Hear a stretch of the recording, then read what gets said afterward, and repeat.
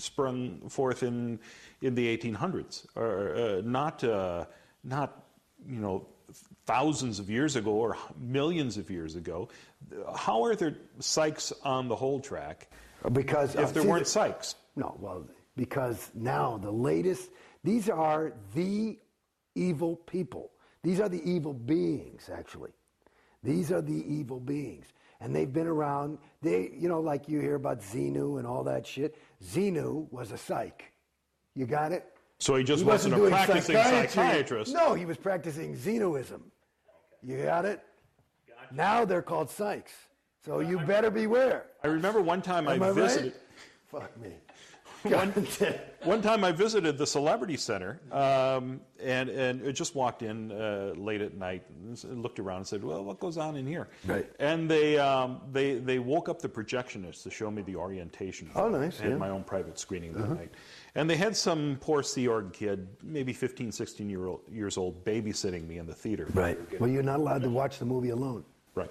Well, I was. You're not allowed to do what? Because you get an MU. Like, he was watching to make sure you didn't have any lack of mask kind of shit. And he was making small talk before that, and he was saying, well, you remember the Salem witch trials? Yeah. It was the psychs behind that.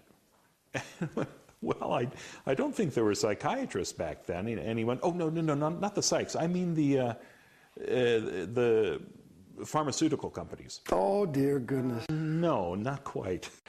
See, these are the kids. You just gotta, you dash off a get well soon card, and that's about it. Because it's sad, This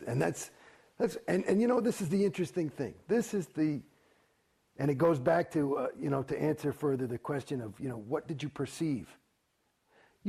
What I perceived, and I kind of avoided the question by saying I got stupider. But let me tell you something. These are good people.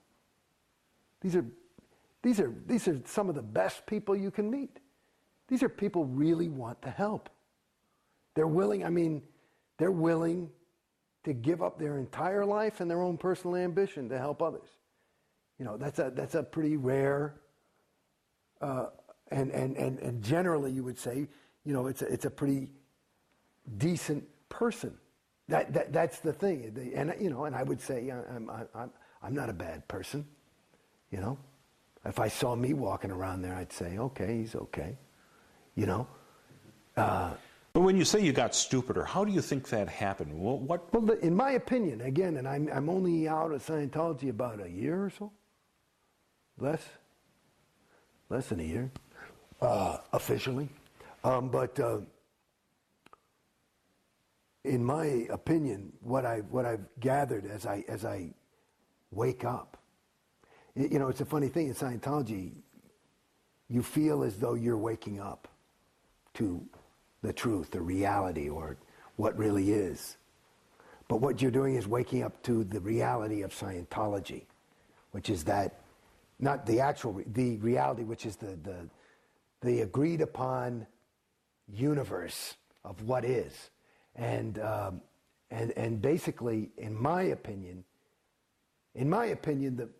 the best thing you can be is yourself. And that's who you are. And that, there's degrees to which you can actually become yourself. And that's probably what the whole spiritual interest is. For me, I don't really know.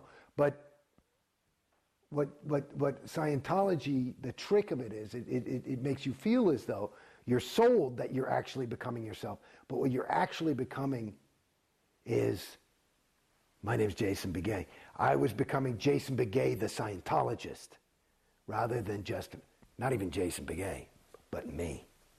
And the trick is, and you say, how do you fall for this shit? Go back to my first fucking win. Because it's me. It's me. And so there is you. But then it's you are through, I can't explain it, pressure of the group, or this is the thing I'm trying to get. Because I've never been like a guy, well, I got to get a pair of those shoes because everybody's wearing them. It's not been, I've been always, I got to find my own if everybody's wearing those things. But it's like, and maybe that's how I got out to some degree, is that I always try, I mean, I'm not saying I had never, bought a BMW or whatever the fuck people want to do, but it's like, it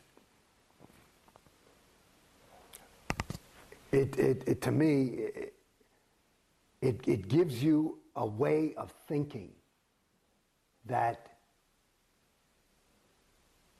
at least for me and from what I observe of others, is not native to that person. I think, as I said before, in my opinion, I suspect, I'm no Dalai Lama, but I think that the best thing you can be is yourself. And that if you can do that truthfully, it'll be beautiful and successful and interesting. I don't know about success, like how you define it, but it'll be a worthwhile time spent. And what happens is you are sold, and again, the trap is good because you sell it to yourself. Because if you're not on course, you're wanting to be on course, or you should be on course. You've got your own self in jail. It's an autopilot gig. It's quite good. I think there's some hypnotism in there or something. I don't quite know, but it's quite surprising. And so at the end of the thing, you end up being, like here's an example. You start the ethics technology. So you start thinking, okay, and you start thinking in terms of the conditions of existence that he laid out, and that these are behaviors. And so now you're not just going, you know what the fuck, I think I need to take a walk, and I think I got to become, I'm going to be an insurance salesman, and that's my truth. It's, you have to go through these steps and do this. It's like retarded. It's not true. It's not true. And I did ethics cycles and conditions, and nothing changed. I've seen people who've done them and they've changed, so I don't know, whatever. But there's a placebo effect. I don't quite know. Tori, how many times did you do the PTSSP course? It's like on and on and on. You have to, every time you go PTS, which is the human condition, you got to do the course over and do this shit. Let me tell you something. That's another racket, PTS. I'm not sure if we got PTS description on PTS camera. is potential trouble source. So all injury, accident, and illness. Listen to those three words.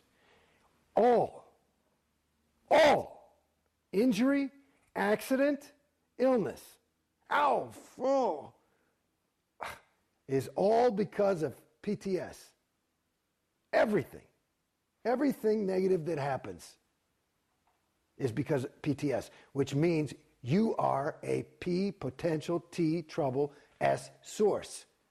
Wow, that sounds weird, a potential trouble source. So in other words, not only did you just slip and split your lip, but you better get away from this guy, because if you're near him, you're going to split your lip too, and your business is going to fail.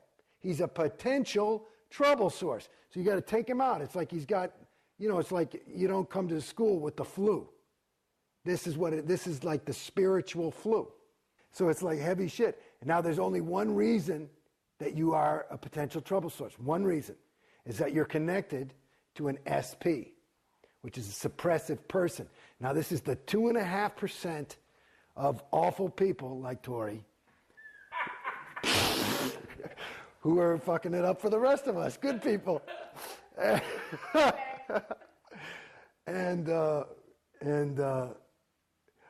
it's a funny thing. It's funny. As I zip around, my best friend, this is my best friend.